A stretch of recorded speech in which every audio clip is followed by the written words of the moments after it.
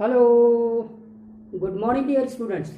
So, this is your mentor Rajesh Nagdive, and we are discussing the course complex number. And now we have come to the modulus concept. We already know what is modulus of a complex number. It is actually the distance of that complex number from origin in argand plane or in complex plane. Correct? है ना?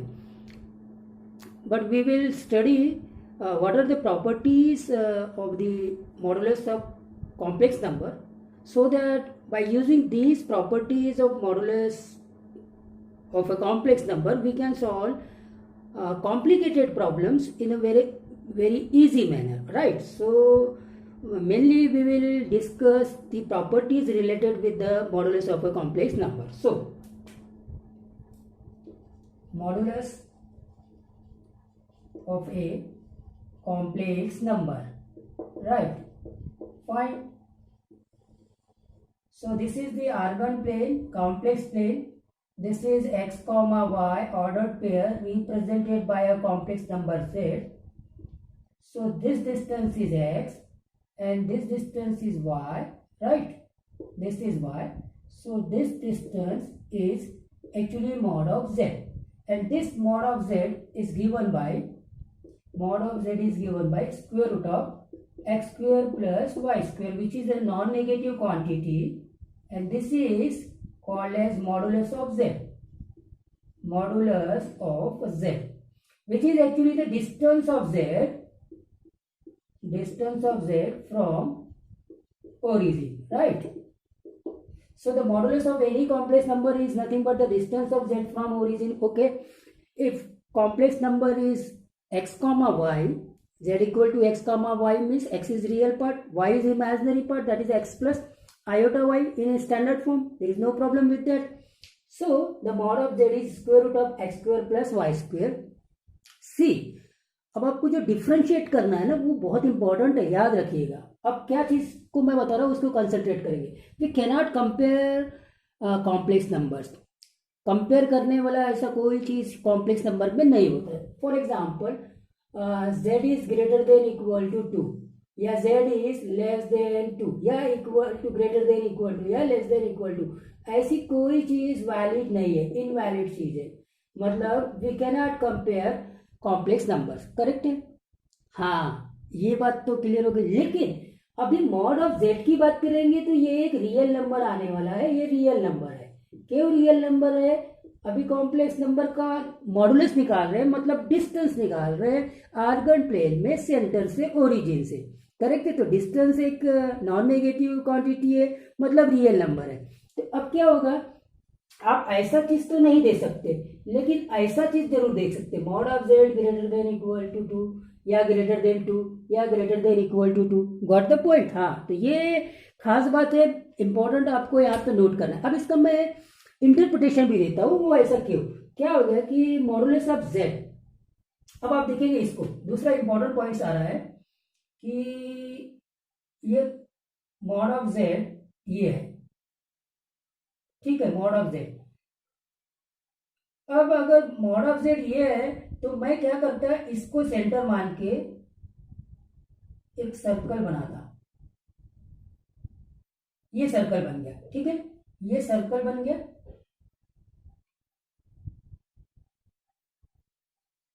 और इसके ऊपर ये z है और जिसका radius, अब ये देखो, ये सेंटर बन गया, ये सेंटर, ठीक है. और ये वाला वैल्यू कैसे दे रहा है, radius mod of z equal to suppose करो 2 3 4 5 6 समथिंग लाइक दैट k, ठीक है. Mod of z equal to k is representing a circle. Mod of z equal to k representing a circle with centre, बोलो कहां है, with centre at 0,0 and radius mod of z equal to k. Radius mod of z equal to k या radius equal to k, ठीक है, radius equal to k, ऐसे बोल सकते हैं, with radius k, right. So mod of z equal to k actually representing geometrically a circle with the center at 0,0 and radius के। Correct है। तो modulus concept का ये इंपॉर्टेंट पॉइंट्स है। अब यहाँ पे और दूसरी बातें आ सकती है। तो दूसरी बातें कैसे आ सकती है? तो इसका मतलब mod of Z less than K, इसको अगर बात करेंगे तो ये interior portion, interior part of circle with centre, तो समझ में आ गया, centre 0,0, radius R, radius K, right. और अगर ऐसी बात करें mod of Z greater than K, तो ये exterior part of circle represent करेगा, exterior part of circle, correct है, with centre 0,0 and radius K.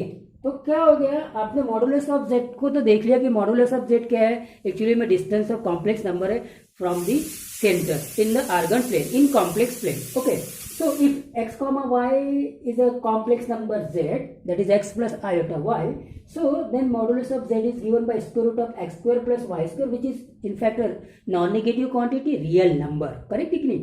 तो z एक कॉम्प्लेक्स नंबर है, mod of z complex number नहीं है, ये एक रियल नंबर है, करेक्ट, ओके फाइन। अब यहाँ इसके ज्योमेट्रिकल इंटरप्रिटेशन में आते हैं कि अगर mod of z equal to k है तो एक्चुअली में ये डिस्टेंस k है, ये डिस्टेंस k है, तो I can have a circle, I can have a circle with center this point, that is 0,0 and radius this distance, which is actually the mod of z, which is actually the mod of z। ये जो radius हो जाएगा वो mod of z हो जाएगा। So mod of z equal to k is always representing a circle with center at 0,0 and radius of course k। So mod of z less than k, this relation we can have, this inequality we can have, because this is not in complex number but it is in real number, because mod of z is not a complex number, in fact it is a real number, correct? So mod of z less than k representing the interior part of the circle, correct, interior part of the circle with center 0,0 and radius k, and mod of z greater than k representing the exterior part of circle with center 0,0 and radius k, got the point? And mod of z equal to k representing a circle with center at 0,0 and radius equal to k, correct है कि नहीं? तो यहां से ये बात समझ में आ गया बेटा।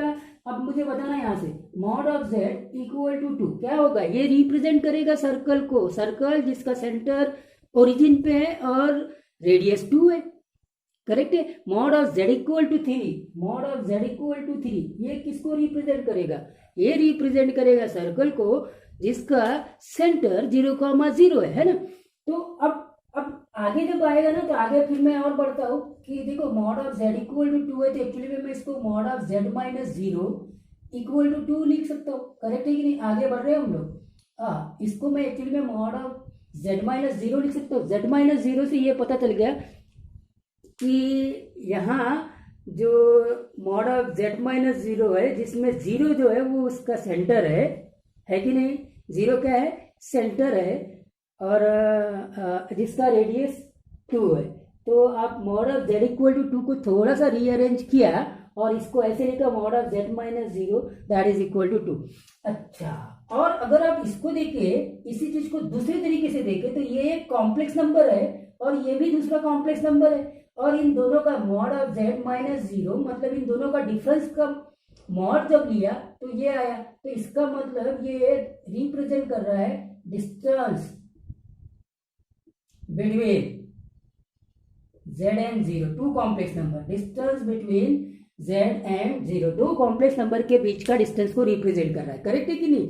We can also have the circle with centre at 0,0 and radius equal to 2, okay, and also in other words we can say that this is actually the distance between the two complex number z and 0, correct है कि नहीं? Please note it. फिर इसको आगे बढ़ाते हो discussion को।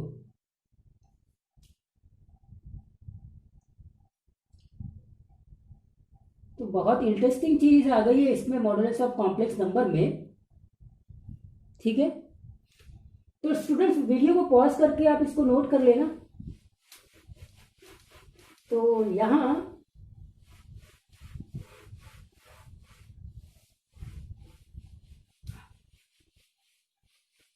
अब आप गए इस पर, तो इसका मतलब ये हो गया कि अगर ये एक कॉम्प्लेक्स नंबर z है और ये कॉम्प्लेक्स नंबर z1 है, तो modulus of z minus z1 equal to something k, representing the distance between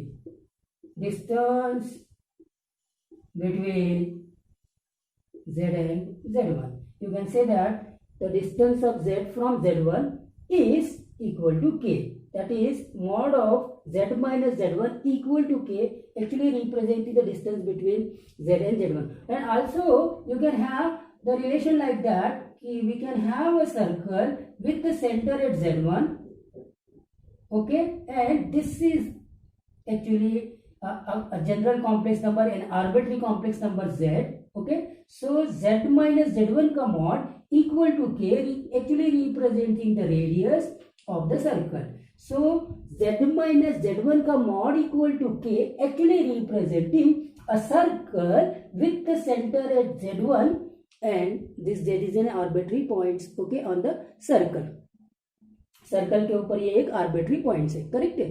तो z माइनस z1 का mod equal to k, representing the distance between z and z1, also representing a circle with center at z1 with radius k. Got the point? Okay, fine. And interior and exterior portion हमने ये देख लिया. तो modulus concept में हम लोग बात कर रहे थे, तो अब मॉडुलस समझ में आ गया आपको कि अगर z equal to x plus iota y है, तो simply mod of z equal to square root of x square plus y square हो गया. ये एक नॉन नेगेटिव क्वांटिटी है, नॉन नेगेटिव क्वांटिटी है, नेगेटिव क्वांटिटी है, मतलब एक रियल नंबर है, ठीक है, ये एक रियल नंबर है. तो we can have the relation like that, mod of z greater than 2, mod of z less than 3. So inequality relation का कोई प्रॉब्लम नहीं होता रियल नंबर सिस्टम में, लेकिन इनइक्वालिटी का प्रॉब्लम है. We cannot have the relation like z greater than 2, z less than 3. This is invalid. ये ऐसी कोई चीज कॉम्प्लेक्स नंबर सिस्टम में नहीं होता है. लेकिन अब क्या होता है ना कि स्टूडेंट्स इन दोनों को कंपेयर करके मतलब कंफ्यूज होते रहते हैं. मैंने आपको बताया ये अब रियल नंबर सिस्टम में और ये कॉम्प्लेक्स नंबर सिस्टम में. कॉम्प्लेक्स नंबर में इनइक्वालिटी रिलेशन होल्ड नहीं होता है, करेक्ट है कि नहीं? हाँ ठीक है साहब. और रियल नंबर सिस्टम में ये इनइक्वालिटी ओके, कोई इशू नहीं है, क्योंकि मॉड ऑफ जेड करेंगे तो एक रियल नंबर आ जाता है. ठीक है, फाइन. अच्छा, अब आते हैं कुछ properties related with the modulus of complex number. ठीक है, अब आप खास बात क्या देखेंगे कि z अगर ये है तो z बार क्या हो जाएगा, z बार x माइनस आयोटा वाई. तो अब अगर आर्गन प्लेन में बात करेंगे तो देखो ये z है x कॉमा वाई, और ये z कॉन्जुगेट है x कॉमा माइनस वाई. और इसके बारे में पहले भी हम बात कर चुके हैं, ठीक है, इसके बारे में हम पहले भी बात कर चुके हैं. तो ये जो मॉड ऑफ z है और मॉड ऑफ z कॉन्जुगेट है, ये दोनों सेम होंगे, करेक्ट है, ये दोनों क्या होंगे, सेम होंगे. तो mod of z equal to mod of z conjugate ये होगा. ठीक है, लिख लो, mod of z equal to z conjugate, मतलब कॉन्जुगेट कॉम्प्लेक्स नंबर और कॉम्प्लेक्स नंबर इन दोनों का डिस्टेंस सेंटर से हमेशा सेम रहेगा, करेक्ट है. और डेफिनेटली अगर x प्लस आयोटा वाई ये कॉम्प्लेक्स नंबर है तो उसका कॉन्जुगेट x माइनस आयोटा होगा. और definitely the mod of z जो है दोनों केस में square root of x square plus y square होगा, ये हम जानते हैं. ठीक है, अब मैं इसी चीज को आगे बढ़ा रहा हूँ स्टूडेंट्स. ठीक है, अब क्या होगा ना, बहुत सारी बातें यहाँ पर आ जाएगी. आप एक्स वाई प्लेन से कंपेयर करेंगे. ठीक है, चलिए ये पॉइंट मैंने ले लिया एक्स कॉमा वाई. ठीक है, तो ये पॉइंट हो जाएगा x कॉमा माइनस वाई. ठीक है, अगर ये z है तो इसको हम रिप्रेजेंट करते हैं z बार से. तो यहां से ये तो पता चल गया कि ये डिस्टेंस और ये डिस्टेंस दोनों सेम है. पहली बात, mod of z equal to z conjugate, ये एक पास में आ गई, एक प्रॉपर्टी. अच्छा, अगर आप इसकी बात करें, इस पॉइंट्स को इसी सेम डिस्टेंस पे ले रहा हूं मैं, सेम डिस्टेंस पे ले रहा हूं. ठीक है, सेम डिस्टेंस पे ले रहा हूं. तो ये वाला जो पॉइंट होगा इसके कोऑर्डिनेट हो जाएंगे minus x minus y, correct है. अगर ये माइनस एक्स माइनस वाई है तो इसको मैं माइनस ऑफ जेड से रिप्रेजेंट करूंगा. तो डिस्टेंस वही सेम रहेगा. तो इसका मतलब ये किसके इक्वल है, ये वापस से माइनस जेड का मॉडुलस के इक्वल है, माइनस जेड, माइनस जेड। तो ये तो ऑब्वियसली मॉडुलस कॉन्सेप्ट की प्रॉपर्टी से भी आता है कि एक्स का मॉडुलस माइनस एक्स का मॉडुलस सेम है। ओके, तो अब आप देखेंगे कि ये जो मॉड ऑफ एक्स है और ये मॉड ऑफ माइनस एक्स है, ये सेम होता है, ये मॉडुलस कॉन्सेप्ट से ही हमने देखा था, ठीक है। तो देखो mod of z equal to mod of conjugate of z equal to mod of minus z, correct है। और वैसे ही आप यहाँ पे जेड बार का जो कॉन्जुगेट है इसका नेगेटिव कॉम्प्लेक्स नंबर ला सकते हैं। ये आपका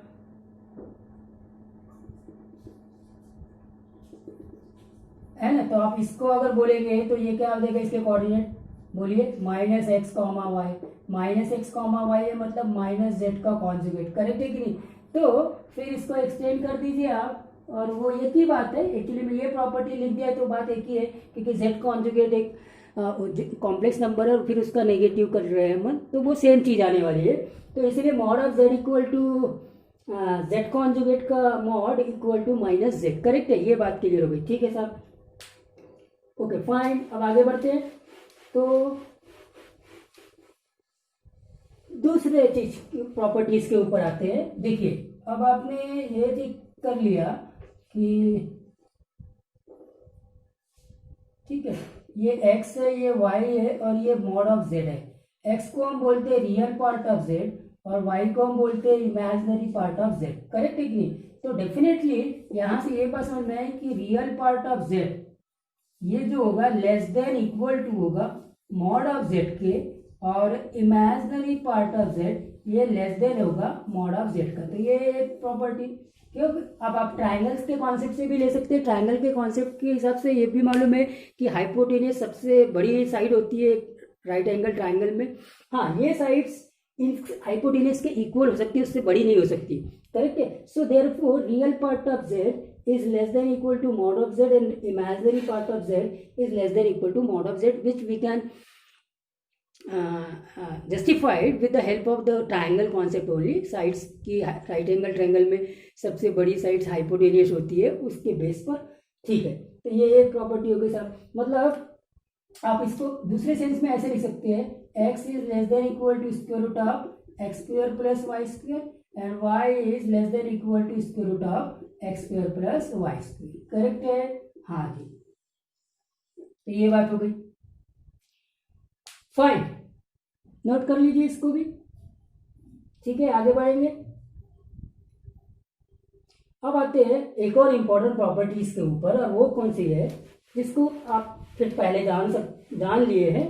क्या होता है कि देखिए z इक्वल टू तो x प्लस आयोटा वाई हो गया, हाँ, z conjugate equal to x minus iota y हो गया। अब अगर दोनों को मल्टीप्लाइड करता हो तो x plus iota y into x minus iota y होगा, that is equal to x square plus y square होगा, which is a real number, which is a real number. इसके बारे में हम कॉन्जुगेट में बहुत बात कर चुके हैं। तो z को z कॉन्जुगेट से मल्टीप्लाइड करते हैं तो रियल नंबर आता है, लेकिन ये जो रियल नंबर है वो क्या है, z इंटू जेड बार, एक्चुअली में ये मॉड ऑफ z का स्क्वायर है। तो ये चीज को आप हमेशा यूज करिएगा, इंपॉर्टेंट बात, करेक्ट है।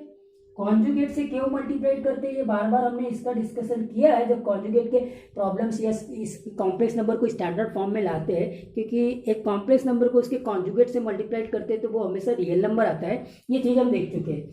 लेकिन अब वो क्या आता है, जेड इंटू जेड का बार एक्चुअली में मॉड ऑफ जेड का स्क्वायर हो गया, ये मॉड ऑफ जेड का स्क्वायर हो जाएगा, क्योंकि मॉड ऑफ जेड क्या होता है, mod of z square root of x square plus y square होता है। तो मॉड ऑफ जेड स्क्वायर क्या हो जाएगा, x square plus y square होगा, करेक्ट है कि नहीं। So therefore z into z bar mod of z square होगा, करेक्ट है। नोट कर लिया ये प्रॉपर्टी, ठीक है। आगे बढ़ेंगे, चलिए नेक्स्ट पे आते हैं। अब आप देखेंगे कि कॉम्प्लेक्स नंबर 0 है, ठीक है। ये कॉम्प्लेक्स नंबर 0 को मैं कैसे लिखता हूँ, 0 प्लस आयोटा 0, तो मॉड ऑफ 0 एक्चुअली में क्या आ जाएगा, स्क्वायर रूट ऑफ 0 का स्क्वायर प्लस 0 का स्क्वायर मतलब 0, करेक्ट है। तो अब अगर किसी भी कॉम्प्लेक्स नंबर का मॉडुलस 0 है, if mod of z equal to 0 है, तो दैट मीन्स क्या, z इक्वल टू 0 या 0 कॉम्प्लेक्स नंबर, या आप बोलेंगे purely real and purely imaginary both. ठीक, ये कॉन्सेप्ट यहाँ से लेके जाओ कि किसी भी मॉडुलस, किसी भी कॉम्प्लेक्स नंबर का मॉडुलस अगर जीरो है तो इसका मतलब वो कॉम्प्लेक्स नंबर एक जीरो कॉम्प्लेक्स नंबर है, that is it is purely real as well as purely imaginary complex number है। ठीक है, ठीक है साहब। नेक्स्ट पे आते हैं। तो स्टूडेंट्स अभी तक के हमने जो देख लिया, इतनी प्रॉपर्टीज देखी कि mod of z equal to z conjugate equal to minus z, correct है कि नहीं। फिर हमने ये देखी कि जेड इंटू जेड बार ये एक्चुअली में मॉड ऑफ जेड स्क्वायर होता है। उसी हिसाब से हमने जो रियल पार्ट ऑफ जेड है, real part of Z less than equal to mod of z और इमेजिनरी पार्ट ऑफ जेड है वो less than equal to mod of z, ये सब प्रॉब्लम्स में काम आएंगे। फिर हमने देखा कि अगर मॉड ऑफ जेड जीरो है तो इसका मतलब z purely real as well as purely imaginary है। ठीक है, अच्छा साहब, ओके फाइन। अब उसके बाद में इसके ज्योमेट्रिकल इंटरप्रिटेशंस को भी हमने देखा कि mod of z equal to अगर आर है तो ये एक सर्कल को रिप्रेजेंट करता है, सर्कल रिप्रेजेंट करता है विथ सेंटर, सेंटर आपका 0,0 पे है और रेडियस आपका आर हो गया, करेक्ट है। ये चीज भी देख लिया आपने, यहाँ तक ये सारी चीजें क्लियर हो चुकी है। अच्छा, एक और चीज, इसी को थोड़ा सा हमने रीअरेंज करा, अगर z minus z one equal to k लिया तो ये एक्चुअली में distance between this two complex number को रिप्रेजेंट करता है, distance between z and z one. और दूसरे तरीके में, दूसरे सेंस में आप ये भी बोल सकते हैं कि this is also representing a circle with centre eight Z one, with centre at z1 and radius equal to k and this z is arbitrary points on the circle। तो जैसे हम लोग किसी भी इक्वेशन लाना है तो इक्वेशन लाने के लिए एक आर्बिट्री पॉइंट्स लेते, जनरल पॉइंट्स लेते हैं और उस जनरल पॉइंट्स में हम इक्वेशन बनाते। फॉर एग्जांपल ये सर्कल का इक्वेशन है, ये सेंटर 0,0 है तो और ये रेडियस r है, तो अब हम क्या करते हैं, ये एक आर्बिट्री पॉइंट्स लेते हैं x, y है ना, और फिर डिस्टेंस फार्मूला लगा के x² + y² equal to r², ये हमने रियल नंबर सिस्टम में 2D प्लेन में किया हुआ है। तो सर्कल को रिप्रेजेंट करता है x² + y² equal to r²। तो इसी प्रकार से mod of z minus z1 equal to k representing a circle with the centre at z1। अब यहाँ पे मैं z1 कर दिया और यहाँ पे ये आर्बिट्री पॉइंट z कर दिया और ये r या k what ever it is. तो यहाँ से z minus z1 equal to के, ये डिस्टेंस तो है, ये डिस्टेंस तो है, तो that represent a circle, correct है, that represent a circle with centre at z1 and radius equal to k, correct है, ओके फाइन। अब आगे बढ़ते दूसरी प्रॉपर्टीज के ऊपर। इतने इंपॉर्टेंट पॉइंट्स को आपने देख लिया है ना, तो अब दूसरी प्रॉपर्टीज को चेकआउट करते हैं। तो सबसे पहली बात आते हैं modulus of z1 into z2, इसकी बात करेंगे। ये एक्चुअली में modulus of z1 into modulus of z2 होगा, या फिर आप z1 into z2 into z3 करते हैं तो modulus of z1 modulus of z2 modulus of z3 and like that. ठीक है, प्रूफ करने का तरीका मैं लास्ट टाइम जैसे बताया था, z1 प्लस माइनस z2 का जो कॉन्जुगेट निकालने का कॉन्सेप्ट था कि कोई भी जनरल कॉम्प्लेक्स नंबर ले लीजिए या फिर आप कोई पर्टिकुलर कॉम्प्लेक्स नंबर ले लीजिए और प्रूफ कर लीजिए। प्रूफ यहाँ हमारे लिए कोई इंपॉर्टेंट नहीं है, ठीक फाइन, ये हो गया।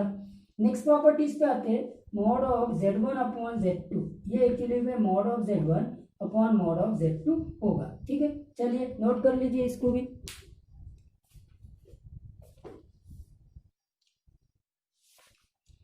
ठीक है साहब, तो इतनी प्रॉपर्टीज को देखे थे।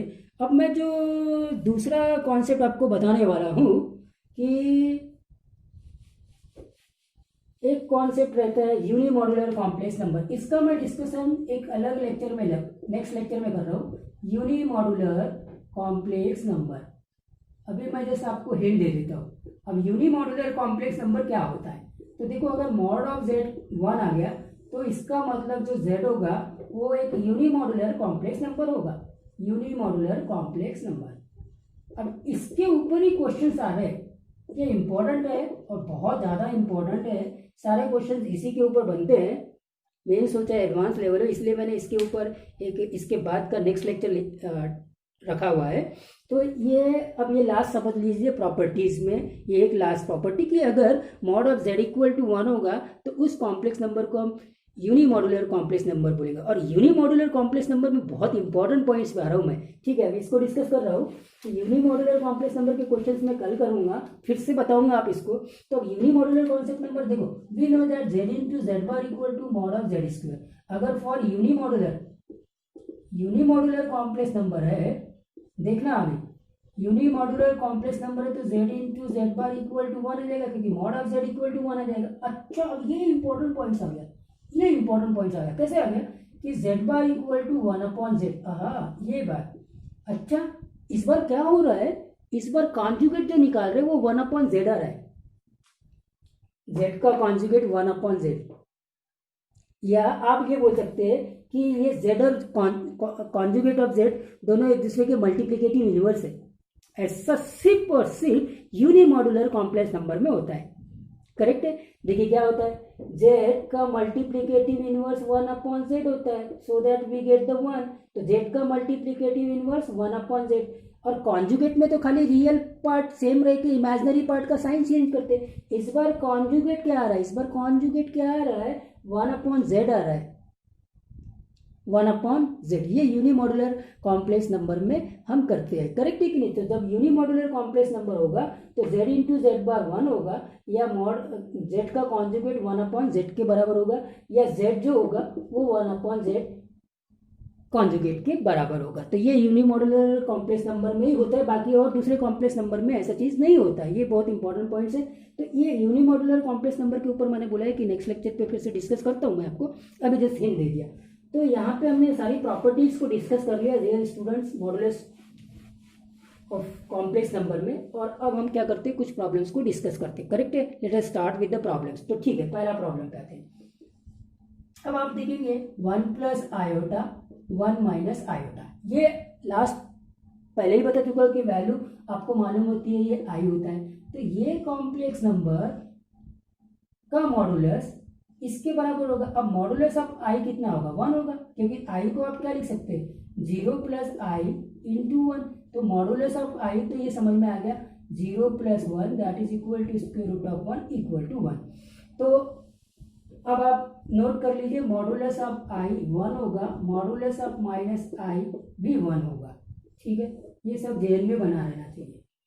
Modulus of i 1, modulus of minus i 1। ठीक है। तो अब इस कॉम्प्लेक्स नंबर का अगर मॉडुलस निकालना है तो इसकी डायरेक्ट वैल्यू मुझे मालूम है आई होता है, इसका 1 होता है। अच्छा साहब, अगर मान लीजिए मैंने इसकी बात की, कॉम्प्लेक्स नंबर की प्रॉपर्टीज को यूज किया, तो इसको मैं और कैसे लिख सकता हूँ, 1 प्लस आई का मॉडुलस अलग से और 1 माइनस आई का मॉडुलस अलग से। करेक्ट है कि नहीं। हाँ, तो अब यहाँ 1 प्लस आई का मॉडुलस करेंगे तो क्या आ जाएगा, 1 प्लस 1। ठीक है। और यहाँ 1 प्लस 1 ये हो जाएगा √2, ये हो जाएगा √2 और ये 1। तो ये दूसरा तरीका, मतलब मॉडुलस की प्रॉपर्टीज लगाते हुए, mod of z1 divided by mod of z2, वो एक्चुअली में इक्वल होता है mod of z1 by z2। Correct है कि नहीं। ठीक, तो ये प्रॉपर्टीज को लगा लीजिए। ठीक है, ये प्रॉपर्टीज से हो गया डायरेक्टली, क्योंकि मुझे मालूम है ये आई के बराबर होता है, तो मॉड ऑफ आई। करेक्ट है कि नहीं। हाँ, तो इसका मतलब नेक्स्ट प्रॉब्लम पे आ जाता हूँ। अगर मैं 1 प्लस आयोटा और 1 प्लस आयोटा के बाद मैंने इसको कर दिया, 1 माइनस आयोटा ऊपर ले लिया और 1 प्लस आयोटा नीचे ले लिया, तो ये तो एक्चुअली में माइनस आयोटा के इक्वल होता है। करेक्ट है कि नहीं। ये एक्चुअली में माइनस आयोटा के इक्वल होता है। फिर से आ गए माइनस का मॉडुलस, तो फिर से ये आई होगा मॉडुलस ऑफ आई, या सीधा minus of modulus of i 1 लिख सकते हैं, जैसे भी लिख सकते हैं। तो ये सारे कॉन्सेप्ट आपके जहन में बिल्कुल फिक्स होना चाहिए, इसमें कोई कंफ्यूजन नहीं होना चाहिए, क्योंकि क्वेश्चन जो जनरेट होने वाले वो इसी कॉन्सेप्ट पे जनरेट होते हैं। करेक्ट है कि नहीं। हाँ, तो एक्चुअली में ये सब यूनिमॉड्यूलर कॉम्प्लेक्स नंबर है। ये सब कैसे यूनिमॉड्यूलर कॉम्प्लेक्स नंबर, मैंने बोला था क्वेश्चन आएगा, मेंस हो चाहे एडवांस हो, एनडीए हो चाहे एमएससीटी हो, यूनिमॉड्यूलर कॉम्प्लेक्स नंबर के ऊपर ही आता है। और आगे फिर इसके ऊपर मैं डिस्कशन करने वाला हूँ नेक्स्ट लेक्चर पे। ठीक है साहब, ये हो गया। चलिए नोट कर लीजिए, आगे बढ़ाता हूँ डिस्कशन। फाइन,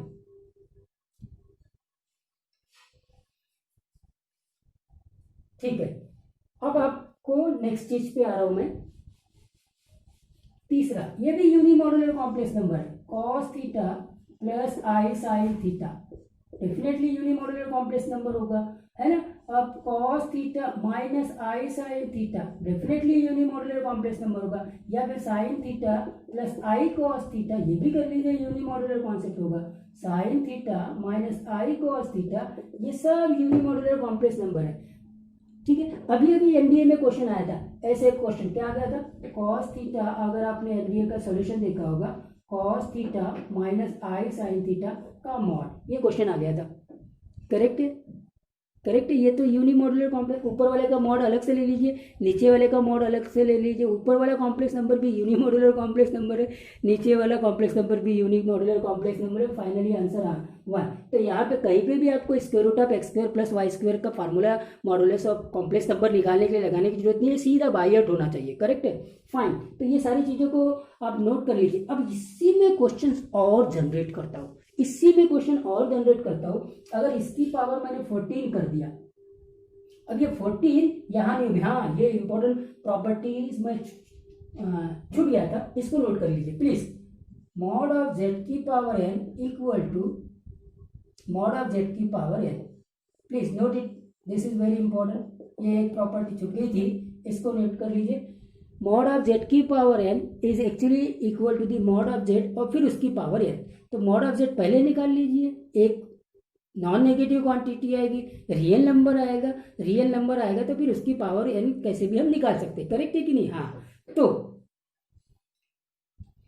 अब इसमें क्योंकि जैसे ही हम मॉडुलस कॉन्सेप्ट में आते हैं, हम कॉम्प्लेक्स नंबर सिस्टम से हटके रियल नंबर सिस्टम में आते हैं, तो आप समझ लीजिए कोई भी पावर निकाला जा सकता है आसानी से। कुछ समझ में आ रही है बात? अब हम रियल नंबर सिस्टम में आते हैं, जैसे ही मॉड ऑफ जेड करते हैं तो एक नॉन नेगेटिव क्वांटिटी एक रियल नंबर आ जाता है, तो फिर वहाँ पे जो भी अलजेब्रा, रियल नंबर की अलजेब्रा तो हम सब जानते हैं कैसे करना है कैसे नहीं करना है। करेक्ट है। कॉम्प्लेक्स नंबर अभी नया सिस्टम है तो हो सकता है वहाँ प्रॉब्लम हो, लेकिन रियल नंबर की अलजेब्रा में तो कोई इशू ही नहीं है। ठीक, तो अब अगर इसकी पावर मेरे को 100 निकालनी है, इसकी पावर 100, तो फिर से आंसर 1 आ जाएगा। इसकी पावर 200 निकालनी, फिर से आंसर 1 आ जाएगा। Got the point? तो अब अगर ये क्वेश्चन बन गया, नेक्स्ट क्वेश्चन, ये प्रॉपर्टी नोट कर लीजिए प्लीज। तो नेक्स्ट क्वेश्चन बनता है, देखिए ऐसे पूछेगा 1 plus iota upon 1 minus iota और इसकी पावर 14 और दैट इज इक्वल टू कितना। अब स्टूडेंट लिखेगा कि पावर 14 है, पावर 14 कैसे निकालूंगा मैं? ठीक है कि नहीं? तो 1 प्लस आयोटा और 1 माइनस आयोटा, अब इसमें क्या करूँ, ये प्रॉपर्टी लगा दूँ, तो ये तो 1 plus iota upon 1 minus iota होगी, और फिर इस पूरे का मॉड निकाल के उसकी पावर ले लो। लेकिन इस पूरे का मॉड, ये तो यूनिमॉड्यूलर कॉम्प्लेक्स नंबर है, तो 1 की power 14, finally answer 1।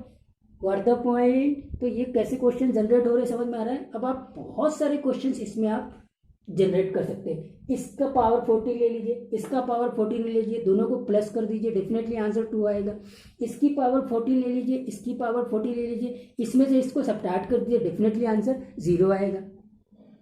Got the point? Same way में यहाँ काम कर सकते हैं। इसकी पावर 100 ले लीजिए, इसकी पावर भी 100 ले लीजिए, दोनों को ऐड कर दीजिए, आंसर 2 आएगा, और दोनों को सब्ट्रैक्ट कर दीजिए, आंसर 0 आएगा। अब किससे किससे सब्ट्रैक्ट करते हैं उसके ऊपर है, 0 भी हो सकता है और -2 भी हो सकता है। करेक्ट है कि नहीं? Yes, got the point. तो ये जो यूनिमॉड्यूलर कॉम्प्लेक्स नंबर है ना, ये बहुत इंपॉर्टेंट है। अब यूनिमॉड्यूलर कॉम्प्लेक्स नंबर में एक और चीज़ को मैं बताता हूँ, आपने इसको नोट कर लिया होगा, नहीं तो वीडियो को पॉज करके देख लीजिएगा, ये डिस्कशन आगे भी चलेगा। तो जो z है ना, z को अगर मॉड ऑफ z से बात करें तो ये ऑलवेज यूनिमॉड्यूलर कॉम्प्लेक्स नंबर होगा, यूनिमॉड्यूलर कॉम्प्लेक्स नंबर होगा, मतलब इसका मॉडुलस हमेशा बनेगा।